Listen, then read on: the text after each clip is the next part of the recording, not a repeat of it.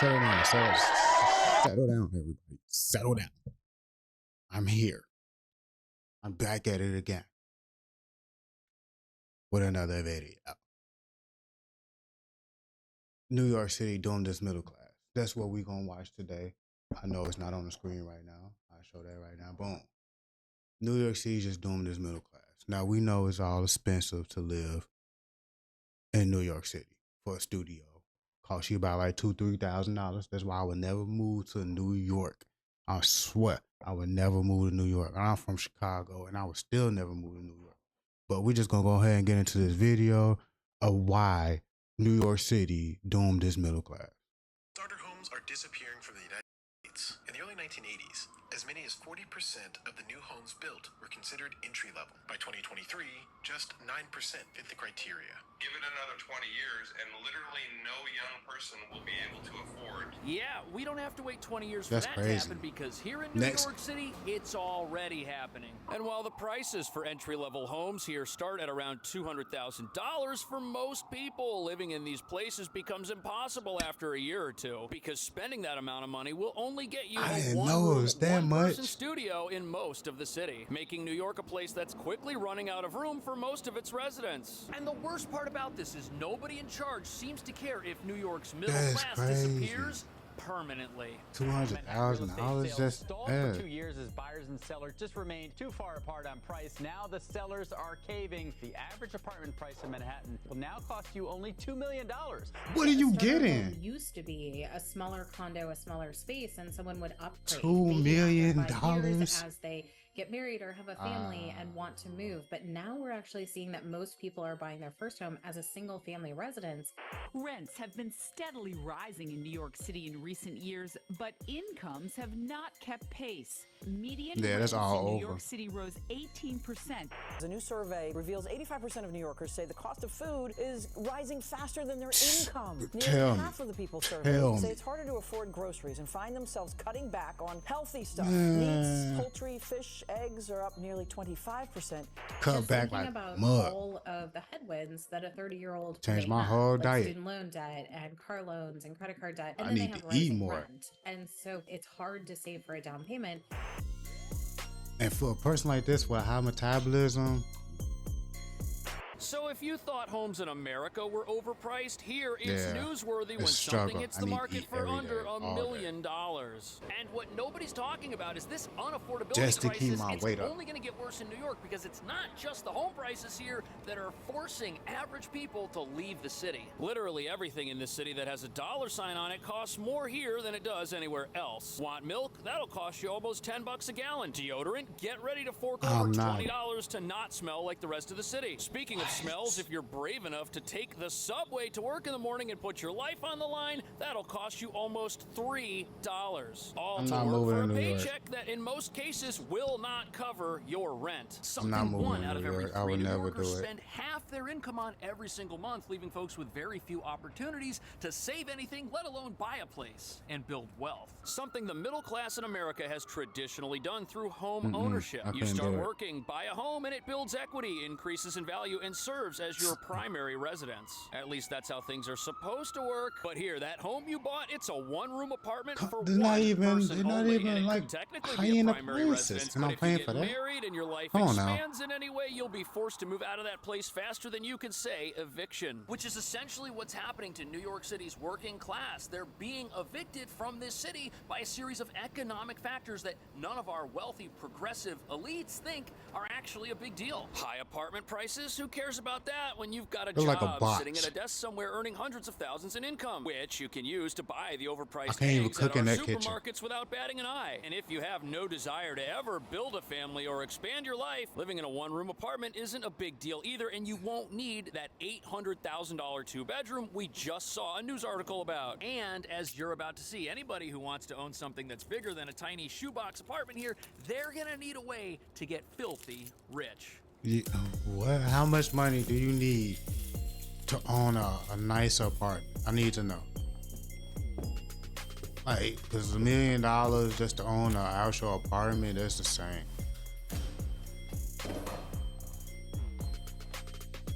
Just to get that. They can't be for like $1 million. Are you super rich just to get that? It can't be.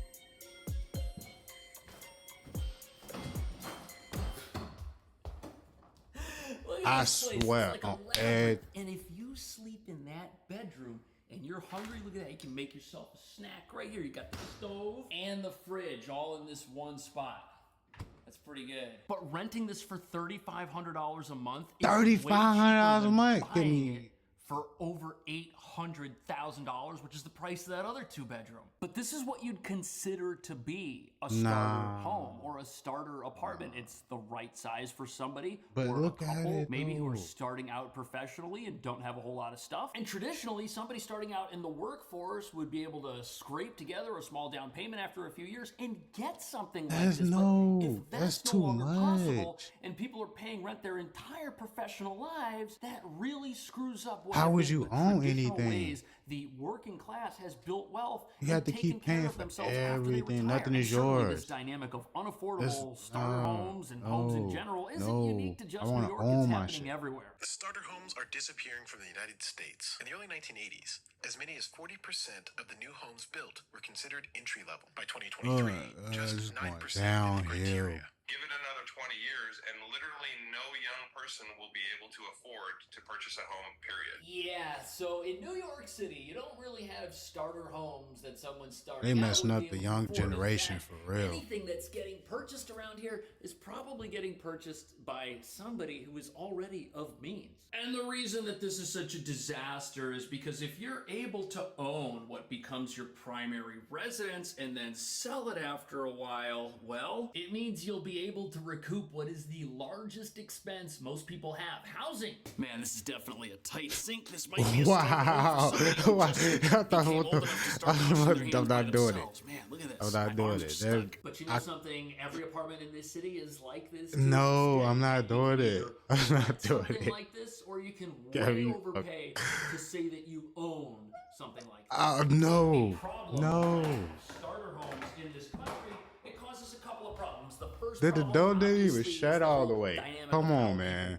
No. Home ownership instead of paying rent. But the second problem it causes is that eventually it'll push up rental prices beyond what most people can afford. And that's where we find ourselves in this city. We've now run out of affordable homes across the rental market and the sales market. And some people say things may be past the point of no return. And if you look across the street here, you can see the obvious problem here. We aren't building new buildings. All of these tiny little buildings here, they have to be replaced by the exact same thing if they ever fall down. And even though you could triple the amount of people living in each plot here if you just allow taller buildings, New York zoning laws do not allow that. And that's why most of the real estate that you find in this city looks and feels like where we are right now. However, the lack of new construction isn't the only reason why housing prices haven't gone down to what most people can afford. Sadly, there's a much bigger monster out there that's holding many people back financially, stopping them from owning homes, and it's probably not going to change anytime soon. The premium to buy a home has increased sharply relative to renting over the past decade. The increases in home prices have also outpaced increases in wages, and the median age of the typical first-time home buyer has climbed to 38.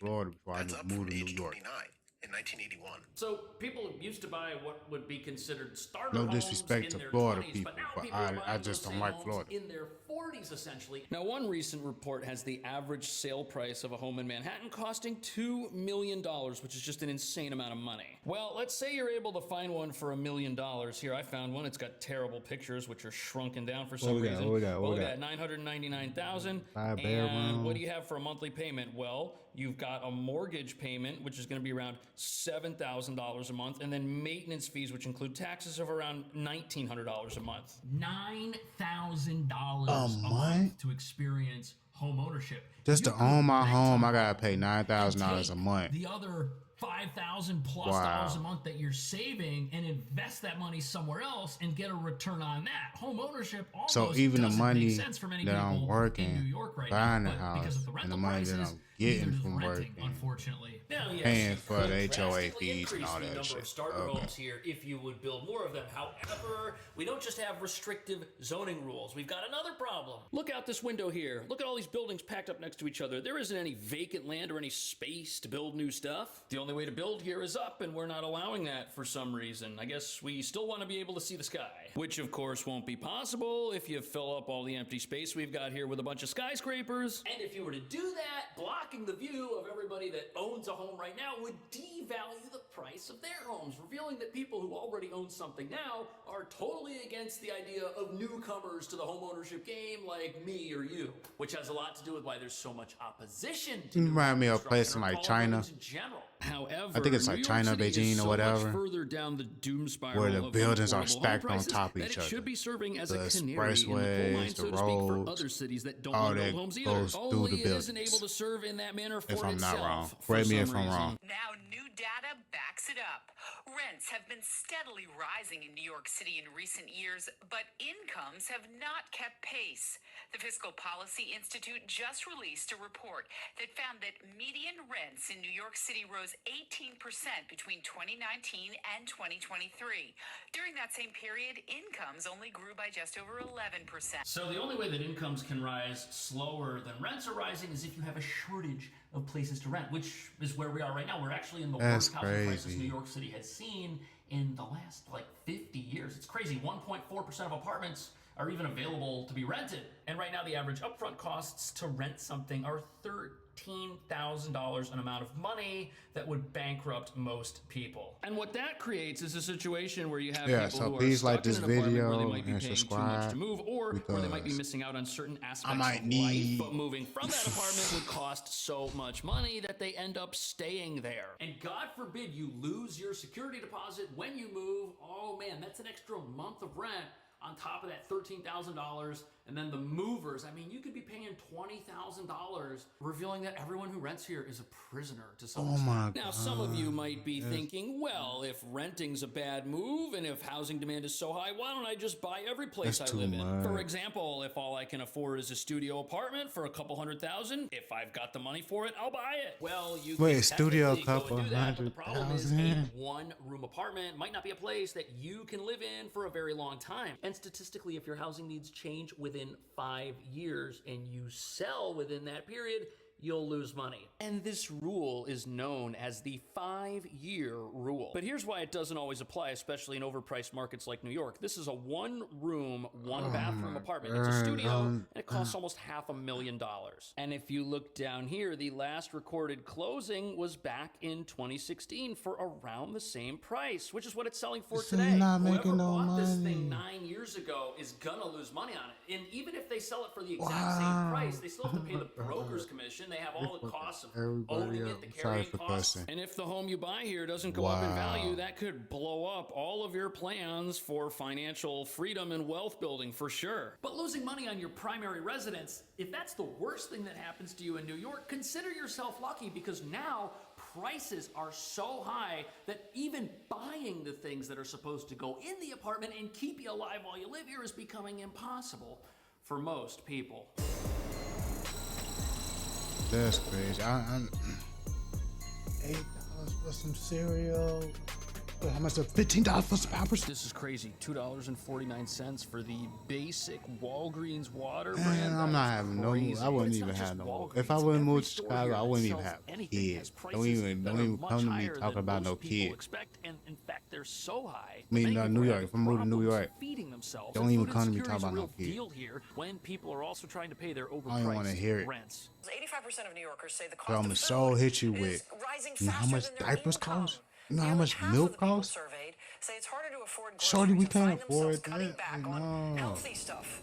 They're You know just something? too This sounds much. just like the housing market. 85% of New Yorkers report that the costs to buy food are rising way faster That's than they too can afford. much, man. With things like cereals and baking products being 26% more I seen it expensive than they were in $13. 18. Milk and eggs, those are up 25%. Fruits and vegetables, those are up 17%. And astronomical grocery prices are just another way the middle class here is being squeezed and forced out of this city. Basic apartments, those cost too much. Basic foods at the grocery store, those also cost too much. Now, food prices are rising due to factors that are related to the production of the very foods we're consuming, yes. But that's not the only reason prices are high in a city like New York. You've got other issues like theft, which causes a lot of stuff to get stolen. And if people are stealing their groceries instead of paying for them, that's just going to jack up prices. Get me some vegetables. 93% of grocers said they were shoplifted from in 2023. That's absurd. But that's not the only problem. You've got in New York, you've got the high rent, you've got the high cost of labor. All of that jacks up the price that a given thing of rose oil moisturizing hand cream has to sell for. But out of control rents aren't the only problem a store like this is going to have. They've got out of control utility costs as well. Any business that uses water for any reason now has to pay more for it because of new taxes that the city charged itself and then passed along raise the prices in the store like to cover that. But it's one thing to have high rent along with a high cost for obtaining the products you want to sell in your store. At least you can account for what those are. They don't typically change on a week-by-week basis, but shoplifting is unpredictable. A store could be fined for a while, and then it could get hit big time, and massive amounts of products could get removed from the shelves. How on earth does a business fight that? Sure, they can fight it by adding the security guard that Trader Joe's has, but that costs money, and if a whole bunch of products see why get stolen, people in New York not having kids. You can't afford it. to raise the prices of everything that's still left on the shelves. And businesses here have it so bad already. We just talked about the theft. That's an astronomical problem. And the rents for stores like this, those are going up even higher because what theft does is it shuts down other profitable businesses in other parts of town, and the landlord that owns the place behind me right here probably has other storefronts elsewhere that are empty, and he's looking at these guys and the apartments that are upstairs, these guys right here. And what's crazy about that is most people don't realize that if their rent goes up, it's because a store that your landlord owns may have just closed, and he's dividing up what he's losing between everybody who pays him rent for something else. Now, obviously, this is a massive disaster, but what is New York City to do? Should we start building taller buildings? Do we block out the sky so that people can now afford to have a roof over their heads? And what do you think about this whole idea of starter homes? Should those even be a thing in New York, or should those be built in areas of town that are inherently less expensive to build and create properties in to begin with? And lastly, what do you think about this dynamic between those who own a home and already have one and their inherent opposition to new housing construction? After all, new houses devalue the value of current houses. Let me know. Thank you so much. I will see. That's just so let me get so the story closed. He basically raised your rent to pay for the shit.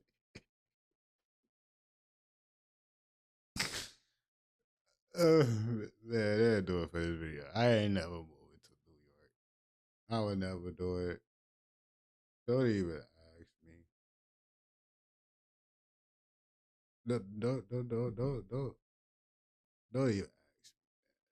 If you ever move to New York, I wouldn't even visit New York. Like I said, I'll go to Florida before I even moved to New York, and I had a bad experience in Florida. I would never go back. I'll probably go back now just because I watched this video.